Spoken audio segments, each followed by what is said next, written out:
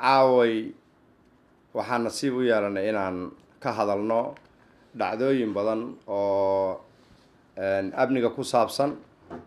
ugu horeyntii waxaan rabaa inaan halkan ku soo bandhigo gacan ku dhiigle Faarax Cali Nuur Xayle oo dilay agaasimihii maxkamadda sare ee qaranka.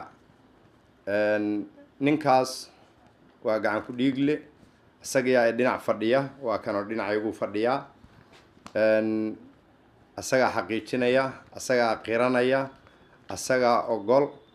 ciidanka amnigu waxay ku guuleysteen in ay soo qabtaan markii uu dilay ka bacdi goobtiina uu ka baxsaday.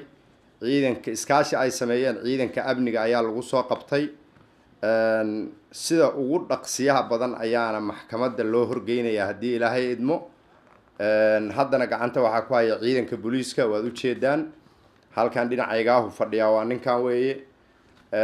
allah u naxariisto walaalkeen agaasimihii maamulka maxkamadda sare ee dalka marxuum Mursal Cumar Cismaan ayuu dilay. taariikhdu markii ay ahayd sagaalkii bisha shanaad ayuu dilay. waa sida ugu habboonaana loo geynayaa, ugu dhaqsiyaha badan baa maxkamadda loo geynayaa.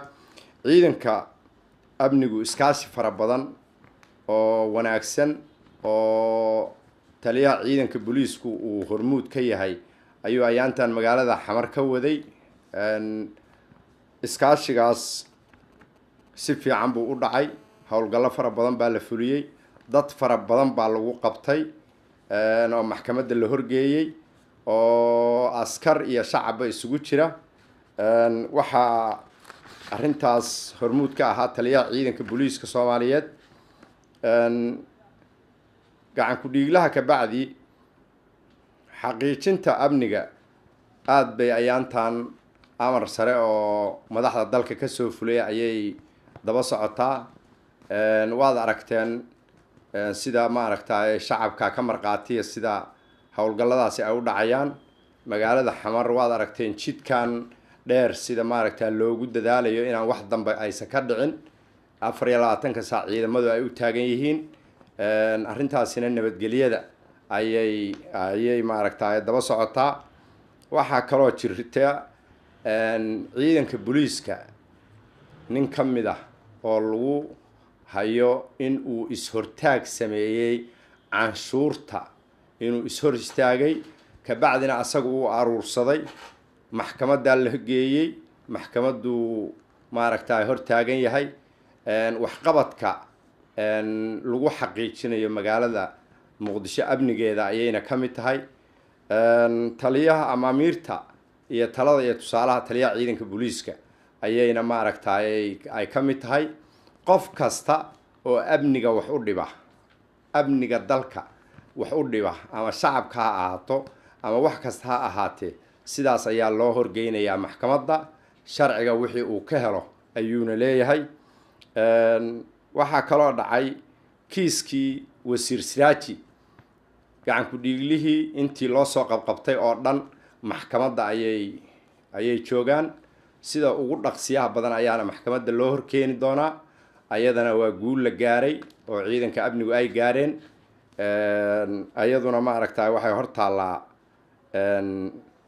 taallaa maxkamadday u taallaa. kiisas badan ayaa dhacay. arrimahaas oo dhan waxaa hogaaminaya taliyaha ciidanka booliiska. amniga ayaa maaragtay wasaaradda amniga ayaa hogaaminaysa. ciidamada amniga ayaa hogaaminaya. shacabka Soomaaliyeedna waxaan weydiisanaynaa oon ku wargelinaynaa sida ugu habboon inay maaragtay noola shaqeeyaan, soona sheegaan cid kasta iyo meel kasta oo ay ku dhuumaynayaan cadowgu. shacabka la-aantiis lama shaqayn karo. shacabku waxa weeye waa saldhigga ama maaragtay talada iyo tusaalaha maaragtay meeshii laga sugayey. haddii aan shacabka iyo dowladda iyo ciidanku aysan isku xirminna shaqa ma jiri karto. amniguna wuxuu dan u yahay maaragtay ummadoo dhan buu dan u yahay. meesha cadowgu waxa uu gumaadayo 24 saac uu gumaadayo baabuurka u dhigayo oo ku dhimanayaana waa hooyadii iyo dhallaankii iyo aabbihii iyo gabadhii iyo wiilkii iyo ardaydii. ciidanka booliiska Soomaaliyeed diyaar buu u yahay, dhaguna waa u furan yahay, qalbiguna waa u furan yahay xagga shacabka. iskaashi fiicanna haddeer waan la leenahay, 24 saacna waa iskaashanaa, laakiin intaa in ka badan baan u baahanaa. aad u mahadsantihiin. waxaan rabaa inaan ku weydiiyo su'aal isku xirka ciidanka booliiska bal war naga siiyo ciidanka amniga. runtii ciidanka amnigu aad buu isugu xiran yahay, waa howlgallada waa wada galnaa, xogta waa isweydaarsanaa. waxaan dhihi karaa isku waxaan nahay, hal qof baan nahay, aad baana loo wada shaqeeyaa. kiiskan oo kale hadda ninkan oo kale iskaashi ciidanka nabadgelyadu ay sameeyeen ayaa lagu soo qabtay. marka ciidanku 100% taliyayaasha ciidanka amniga taladooda iyo tusaalahoodaana lagu howlgalaa, waana isku xirannahay. ka waran isbedelada ciidanka booliiska Soomaaliyeed waxaad sheegtay in dardargelin la wado oo ka bilaabanaysa madaxda sare ee dalka. isku xirka ciidanka booliiska iyo dardargelinta howlaha shaqo heerkee gaarsiisan tahay? runtii anigu intii aan shaqada ku jiray waxaan qabaa taliyihii ugu firfircoonaa oo ugu fikirka fiicnaa oo ugu hal abuurka badnaa ayaa ciidanka booliisku hadda taliya ka ah. taladiisa iyo tusaalihiisuna waa mid miro dhala, meeshii uu gacanta noogu fiiqo ama wixii uu soo kordhiyaba wax lagu guulaystay noqdaan. ciidankuna aad buu hadda maaragtaa moralkiisu uu aad iyo aad 100% baan dhihi karaa. tali wada shaqaynta ka dhaxaysa booliiska iyo shacabka waxaad sheegtay in ay jiraan kiisas badan oo gacan idinka siiyeen dadka shacabka ah. ka waran wada shaqayntiina ilaa intee gaarsiisan tahay? shacabka aad baan maaragtaay u wada shaqaynaa, ilaa heer hoose ilaa heerka ugu sarreeya waa wada shaqaynaa, ama dhaqan ha ahaado ama arday ha ahaadeen ama hooyo ha ahaadeen. laakiin waxaan ka sugaynaa mid intaa ka badan, sababtoo ah waxaan uga sugaynaa waxa weeye shacabku markay 100% u shaqeeyaan, amnigu 100% buu noqon karaa, waan aaminsanahay. aad u mahadsantihiin. ninkaas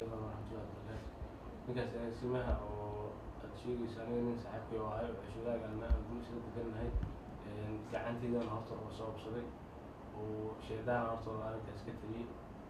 waxaan ku codsanayaa dowladda Soomaaliyeed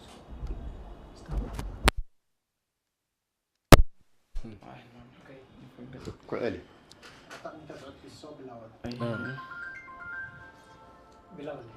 faarax waxaa lagugu soo eedeeyay inaad dil u geysatay agaasimihii maxkamadda sare ee dalka. falkaasi dilka adiga ma geysatay? assalaamu calaykum waraxmatullahi wabarakaatu. dilkaas anigaa geystay. ninkan horta nin iga dheer ma ahayn, nin walaalkii aniga guri isla degannahay oo ceesh wadaagna oo ahay, ma fahant. wixii qadarta hadday dhici rabtana qof kaa celi karta male, shaydaanana arrinkaas ka teliyey. waxaan haddana ka codsanayaa dowladda Soomaaliyeed iyo inta asaga la dhalatay iyo eheladiisa iyo macal ummadda Soomaaliyeed asaga taqiini inay cafiyaan, asagana naxariista jana Ilaahay geeyo. dilka qaabka noocee oo ugu dhacay dilka maxaa ugu geysatay? macna nin kale anaa wada muranay, marka ninkii kale inta u socday asaa ka soo soka marxabadii markaas ugu dhaceen. wax cadaawo anaga naga dhexaysa ama godob asii igala dhexaysana ma aanay jirin. hadda maxaa codsanaysaa?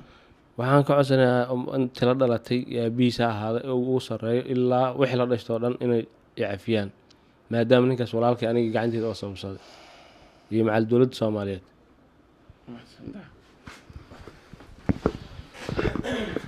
waxaa kaloo jira oo ka mid a dadaalka ciidanka booliisku uu wiigaan sameeyey, kiisaska lagu guulaystay in la qabto inta wiigaan dhacday oo maxkamad hor yaallaahi. kufsi waxa weeye 4, dilkuna waa 2, burcadnimada waa 3. intaasoo dhami waxaa ilaahay mahaddiisa talada iyo tusaalaha taliyaha ciidanka booliiska, dardargelinta hadda ciidanka booliiska ayaa intaasu ay maaragtaay ku qabsoontay. waxaana rajaynaynaa haddii ilaahay idmo annagoo raacayna amaamiirta dowladda intaas in ay yaraadaan, waxaasoo dhami ay yaraadaan. shacabka markaan iskaashanno oo wuxuu iskaashigu uu xoog yeeshana waxaan rajaynaynaa waxaanoo dhami inay dhammaadaan. aad baa u mahadsantihiin.